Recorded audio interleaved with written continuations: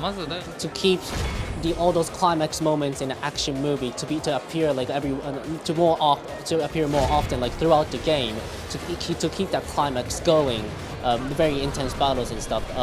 So that's one of the features. The second one is the Bayonetta as a witch as a character, and her attacks and her personality is quite unique.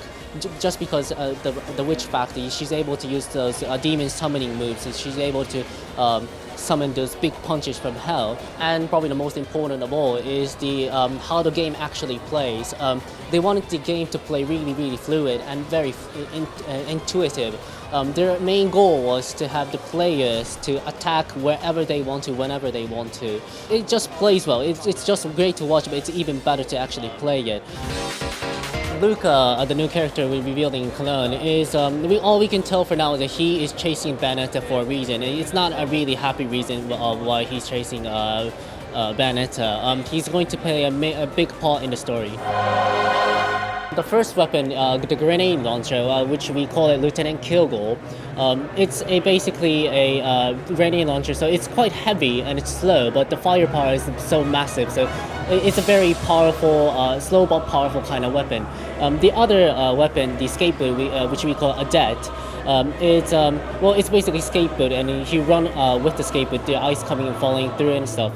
The major attribute with this weapon is that if you hit the enemy with this skateboard, what happens is that the enemy is going to freeze into like an ice cube, and Bayonetta is actually able to pick that up using the hair demons and throw it into other enemies as well. All the weapons in Bayonetta has their strengths and weaknesses, so no particular weapon is actually better. We can't really say any weapon's better than each other.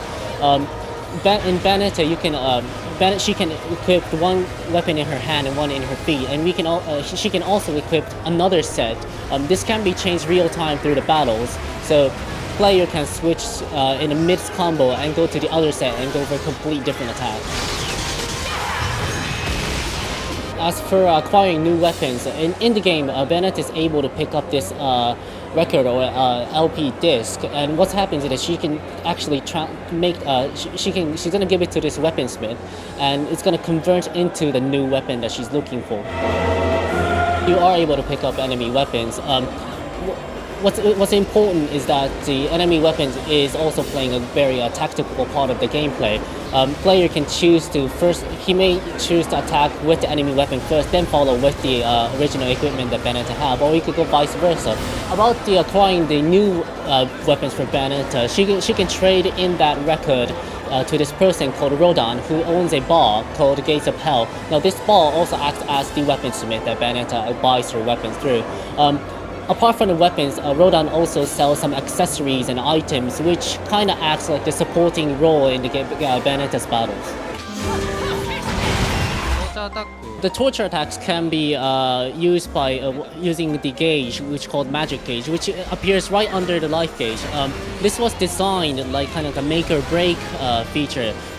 Say you're surrounded by a lot of enemies, and it's quite and she's in danger. What the torture attacks does is that it has so much attack power to it. In most cases, any of the enemy would die instantly.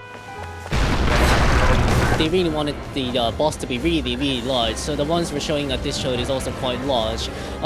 What they wanted to get across is that the boss battle is obviously the climax amongst the climax action of Bayonetta. So boss battle has always been the climax in any other games, but it goes way beyond that. So it's the ultimate climax of this game.